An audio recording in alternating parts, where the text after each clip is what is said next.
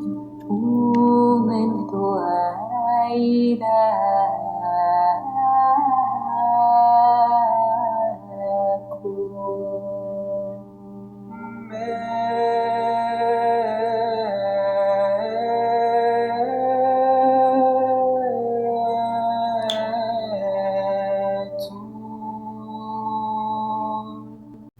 Oh, hello there, and welcome back to the Eternal Podcast, the Broccoladini. And as we like to say on the show, let the soy hit the boy. Yes, this week on the show, our topic is why MSG is actually good for you. And in the course of this topic, we will discuss Japanese inventors, umami, food chemistry, racism, bad journalism, Whole Foods, and soup with sea kelp in it. And with all that to discuss, let's jump right in. In 1908, Japanese scientist Ikeda Keikune discovered MSG and brought it into the world. One night, he was eating his usual meal of broth when he decided it tasted better than usual. And his reasoning for this was that it had the addition of sea kelp. This led Ikeda to study sea kelp in the lab for many years until he isolated the molecule that was responsible for the fantastic umami flavor, and that being L-glutamic acid. The word umami comes from the Japanese umai, which means delicious, and describes a particular savory flavor produced by many foods. Ikeda then combined L-glutamic acid with sodium, and poof, voila! MSG was born. But what exactly is MSG? Again, it is glutamate and sodium. Sodium is an element that is naturally found in most food. It's an element on the periodic table and is a metal or mineral. Glutamate is a common amino acid. Amino acids are the little bits that make up proteins collectively. And glutamate is in proteins naturally found in many foods, as well as in human muscles, immune system, and brain chemistry. Glutamate is found especially in foods such as mushrooms, cheese, broth, and tomatoes. The FDA says the average person eats 13 grams of glutamate per day in regular foods. Well, MSG turned out to be an enormous success after its patent by Ikeda in 1909. The brand to put it out was Ajinomoto.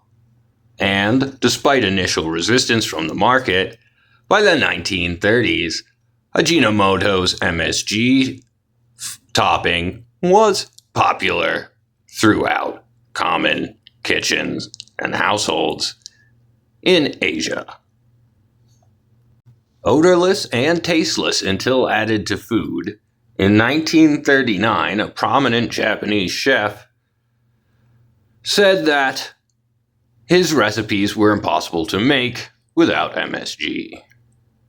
But between 1930 and 1941, USA was once again number one.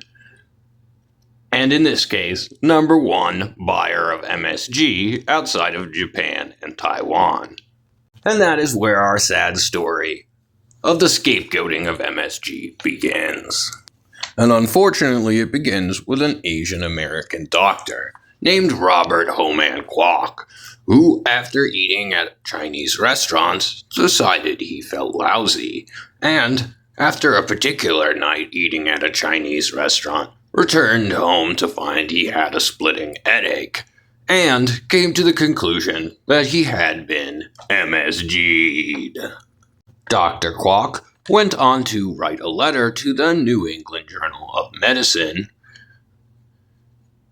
in which he described how eating at Chinese restaurants had given him a chronic illness because of MSG. And though this was kind of an opinion piece, it became taken very seriously and led to decades of racially biased and sensational journalism, along with biased scientific experiments, such as one performed only a year after Dr. Kwok's incident in 1969, when laboratory scientists injected mice with MSG and found that, like chocolate and coffee, MSG does not make mice happy when it is injected straight into their bloodstream. Ketchup was also later found to not go well with mice when injected.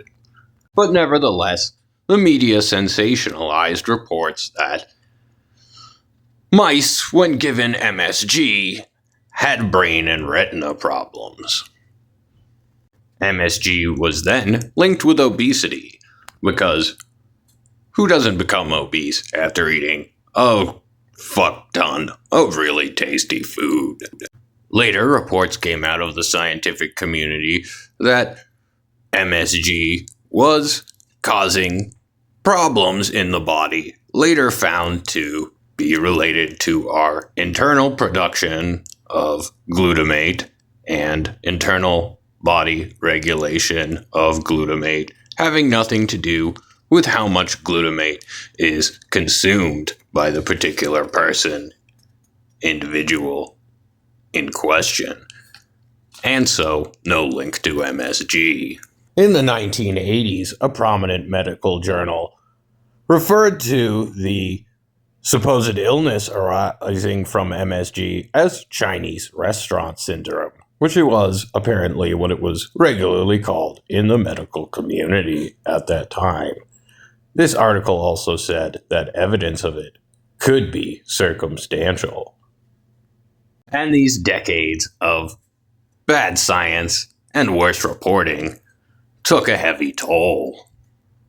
Though modern researchers say that MSG is healthier than other forms of added fat or sodium, MSG is still on Whole Foods banned ingredients, along with the much more harmful and negative high fructose corn syrup, giving the poor MSG a further negative connotation to the public. MSG is present in many fermented goods, including soy sauce, but the one thing most people who have really eaten it can say about it is that it's what makes shit taste good. Without MSG in your life, you're really just lying to yourself, and probably being a racist. If you have too many Chinese restaurant dinners and then have a headache, well, maybe it's because you suck. Suck too much quack. But that's really none of my business.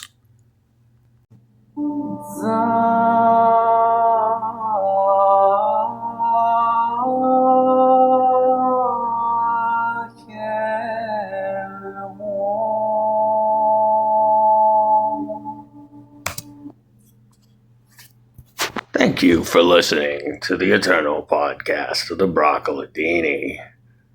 The Eternal Podcast of the Broccoladini is brought to you by Demon King Nobunaga's Mushrooms. Demon King Nobunaga's Mushrooms. They taste so good they'll send you crying to you mommy. So, in the end, did I answer your question? Why is MSG good for you, actually? Well, here's the answer. You know why it's better for you? Because I fucking said so. And if you disagree with me, you're a racist. And probably the billionaire who owns Whole Foods. So take that. And take it with a teaspoon of MSG. But unfortunately, that's all the time we have for the show this week.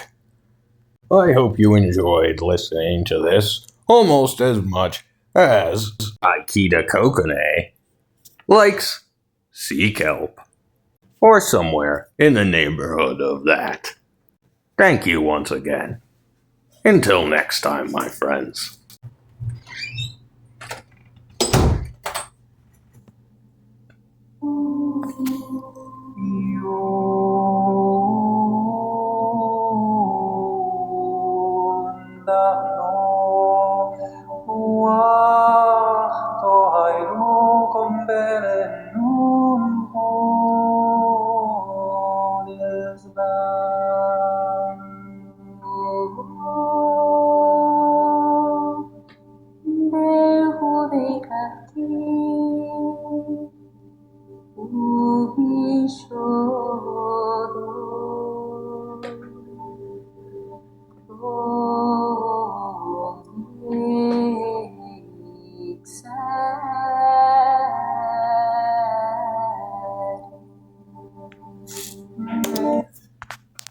Derp.